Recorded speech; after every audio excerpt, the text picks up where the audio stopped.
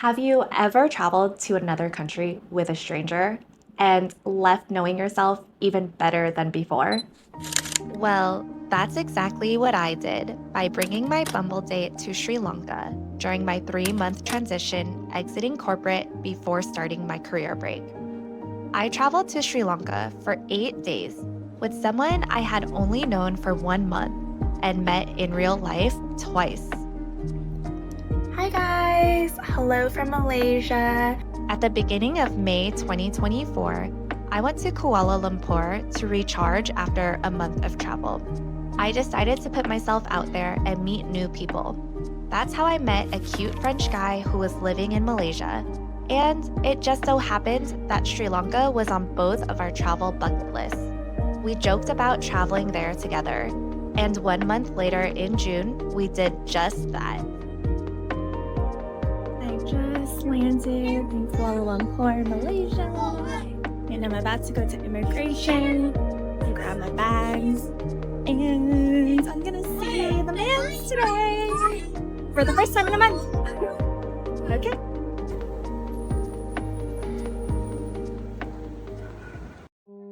This is the story of our third date in Sri Lanka.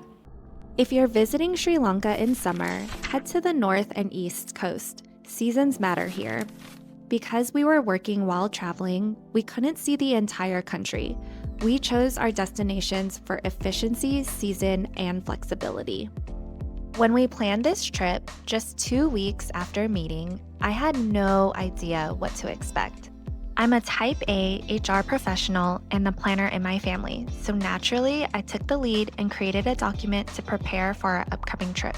But one day, without asking me, he updated my planning doc with hotels and sightseeing links. I was shook.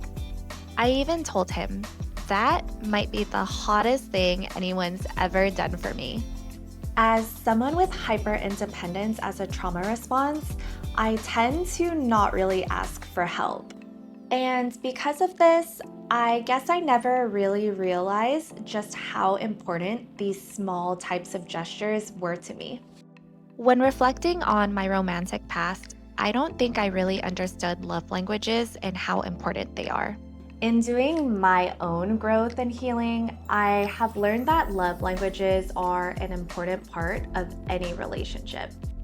Especially in romantic relationships, it's important your partner can and does communicate love in the way that you need to feel love. While they can love and care for you, if they are not communicating it in the way that you need, then you will likely never feel it intrinsically, which can result in conflict and resentment down the line. Think about the ways you feel most cared for. Are the people in your life speaking that love language to you? And are you speaking theirs? We started our journey from Colombo Airport on a road trip. For 4 cities in 8 days, a private driver was the most efficient. We paid 115,000 Sri Lankan rupees for a week with a modern RAV4 and a kind driver who became a part of our date. The drive from Colombo to Yala should have taken 5 hours, but rain and mudslides stretched it to 7.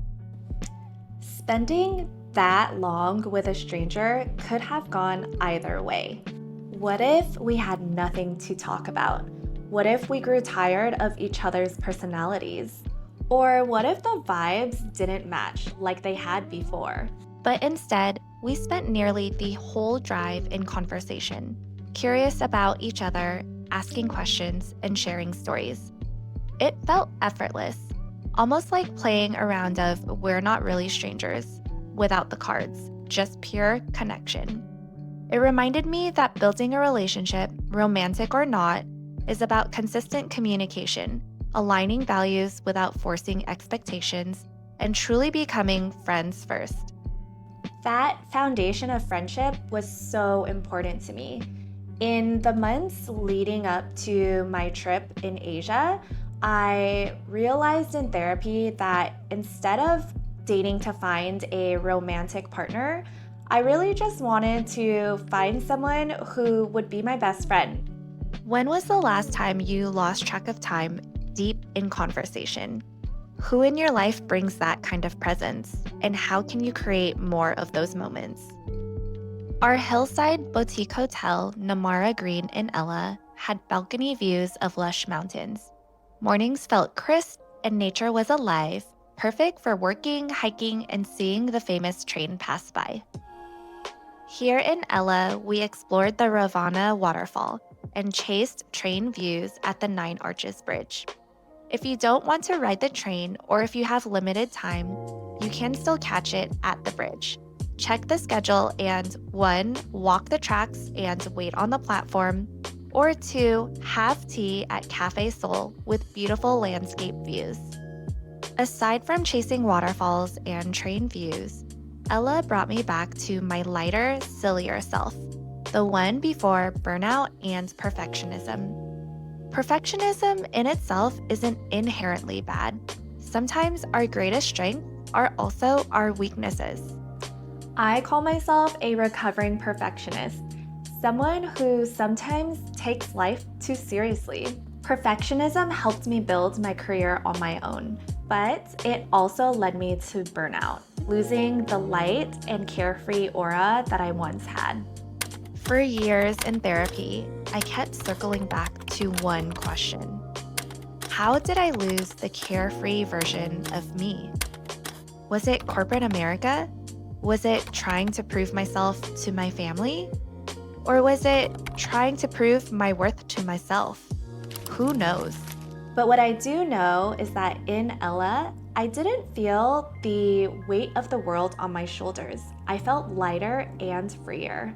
One morning, I sat across my Bumble date with a huge pimple sitting above my upper lip, and I just had to laugh at myself. Another day, I fumbled landing my drone, and I got hurt while trying to catch it. And yes, it was an embarrassing moment caught on video. In the past, I think that I've held up so many walls as a way to protect myself. I was always trying to be that perfect version of myself, the one that others held up on a pedestal. But being that person is just so exhausting.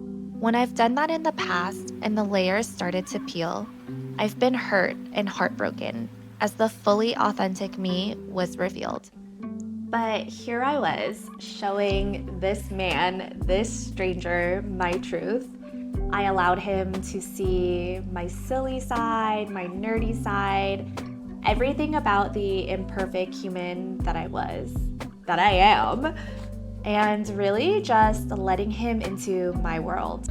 These little moments reminded me that you don't have to be perfect to be worthy of love and joy.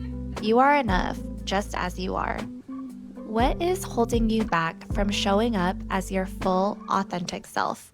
Silly moments, flaws, and all. 2 nights later, we drove to Tissa Maharama, our base for Yala. Yala is famous for elephants and leopards. If you're lucky, you may even catch a rare bear sighting. We stayed at Koragaha Lodge, which was very secluded and serene. Our cottage was spacious enough for 2 and had adequate Wi-Fi. The food was tasty and they provided dedicated hands-on service. Our full-day safari was $145 for the jeep, guide, and lunch. We both had never been on safari before, so we really did not know what to expect. Scanning the landscape for animals and sharing excitement without words, the safari experience brought out childlike joy I hadn't felt in years, a feeling that dating over drinks can't quite convey. There is just something about travel that strips away the daily stressors in life so that you can see each other and yourself more clearly. And the shared experiences, it really allows you to not worry and show up and just be. When was the last time you tried something new? Diving in head first with zero expectations, just to see where it led you. What feelings did it evoke? Our last adventure in Arugam Bay had pure surf town energy, just chillin' and going with the flow. And we did just that. When we weren't working, we'd chill by the hotel pool, at a cafe, or by the beach. And of course, we spent one morning surfing. Get ready to paddle as the water is quite choppy here. And if you are a beginner surfer or it's been a while since your last session, check your stance before heading out. I couldn't catch a wave, and as it turns out, my natural stance is goofy, just like my personality. Before leaving for Sri Lanka, I was questioning everything about my decision to take a career sabbatical. Was I making a mistake? I was always the girl with the plan. What am I doing with my life? I don't know. Je ne sais pas. Hindi ko alam. My mom texted, "Que sera, sera. What will be, will be." My Bumble date said, your plan is to not have a plan, to take the time for yourself. And just like that, my anxieties softened as I was reminded to trust in myself, my abilities, and that the universe will always provide. I didn't catch many waves in Sri Lanka, but I may have caught some feelings. And the lesson learned was clear and simple. Be like water and go with the flow. Where in your life could you let go of control and trust the flow? Our third date in Sri Lanka was not just a trip. It was a turning point for me in my healing through travel. Without even realizing, I was building a foundation for a healthy relationship with this stranger and a stronger relationship with myself. When I asked you if you have ever traveled with a stranger, I didn't tell you the best part.